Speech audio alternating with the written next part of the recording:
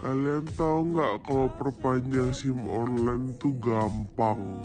Habis download kalian register dulu ya. Nah kalau udah langsung tes e-request dulu.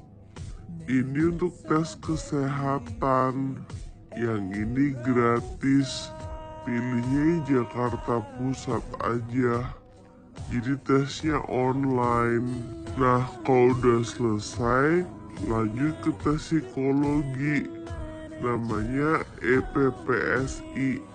Pertanyaannya banyak banget tapi usahain gak putus di tengah ya.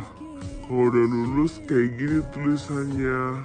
Kalau udah semua langsung perpanjang SIM.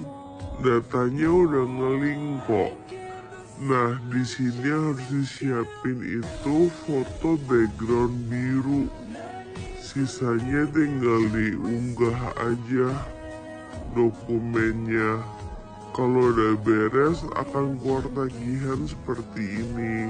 Ini tanggal 3 aku bayar, terus tanggal 7 udah diproses, tanggal 15 udah sampai di rumah aku.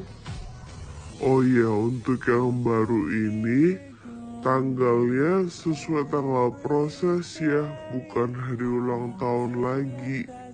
Gampang dan cepet kan?